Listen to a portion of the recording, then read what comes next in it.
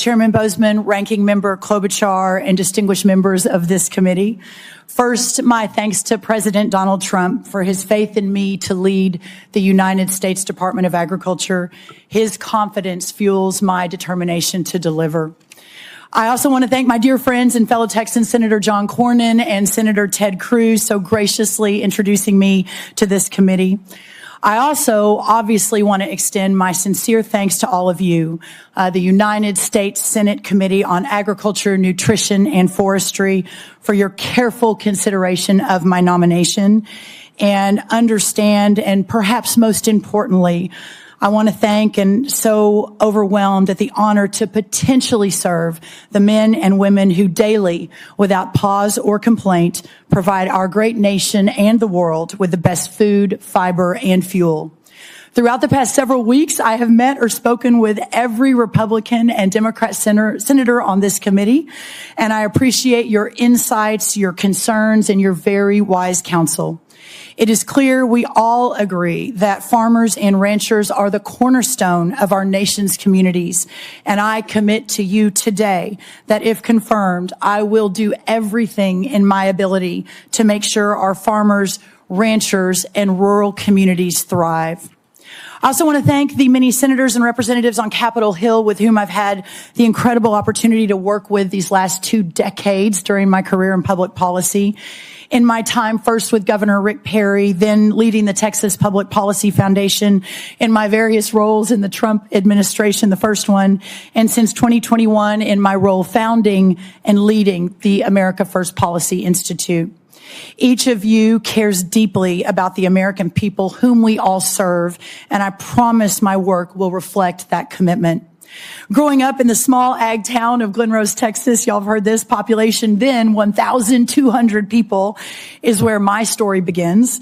Then my world revolved around the future farmers of America, 4-H, and the endless cycle of baling hay, livestock shows, and rodeos that still today constitute the calendar of our small corner of Texas. That experience sent me to Texas A&M on an agriculture scholarship where I studied and majored in ag leadership and development, then on to the University of Texas Law School where I graduated with honors and performed a federal judicial clerkship. And then, of course, to helm the policy shop of Texas Governor Rick Perry. It was there that I had my first direct leadership role in big state ag policy. I had been in office serving Governor Rick Perry for 2+ years when I received a call. A small think tank of 2 or 3 staffers in San Antonio asked if I would be interested in being their new leader. And I answered that call as well, thinking as that my husband and I built our family, that would be helpful and a good potential opportunity to be a great mom, but also continue the fight for Texas. At TPPF, over the next 15 years, we fundamentally redefined the mission of a think tank from just having ideas or writing about them in white papers to actually effectually changing policy for the people of our state. We engaged strongly during those 15 years with Texas rural and small town communities, giving them a voice in government that was too often denied. In short, we changed the game in Texas. Changing the game is exactly why I accepted the invitation to join President Trump's first administration at the beginning of 2018. Everything that we had sought to do in Texas those last decades to make policy for real change, for real Texans, was being done in the first Trump administration, and I was so honored and excited to be part of it. I joined first the White House Office of American Innovation as its leader. I then soon became the assistant to the president in addition on strategic initiatives, and eventually added the role of the director of the Domestic Policy Council.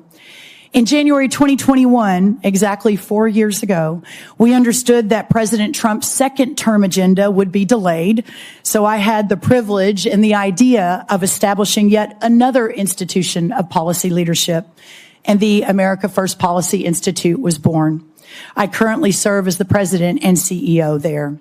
Thanks to President Trump and to all of you, I hope to have the opportunity to bring that level of passion and commitment to the USDA. I need not tell you, of all people, that this is surpassingly important, because agriculture is surpassingly important to us as a nation. All Americans are important, but the farmer, the worker of the land who feeds all the others, is amongst the most notable. Thomas Jefferson wrote that agriculture is our wisest pursuit because it will, excuse me, I don't want to get Thomas Jefferson's quote wrong.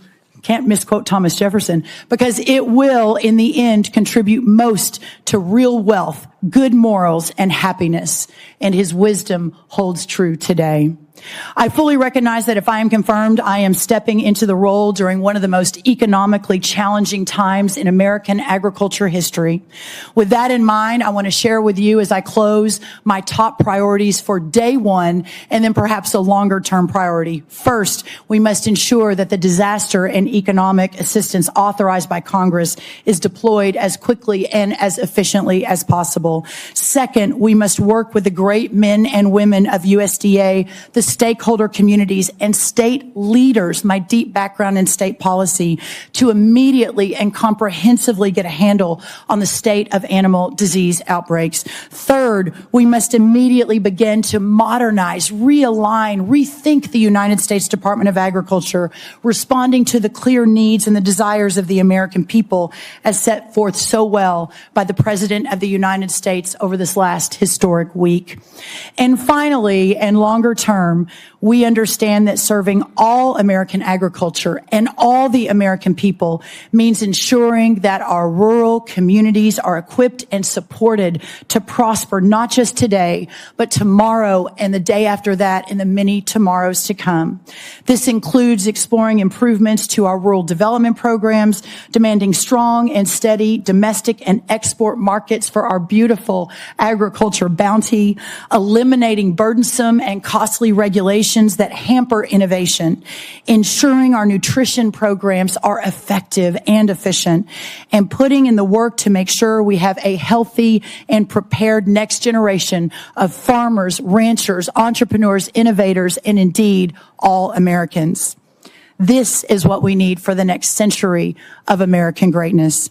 These are just four of my top priorities. Beyond these, I am dedicated and committed to providing all of you with the timely technical assistance that we will need to ensure that we have a farm bill that moves forward.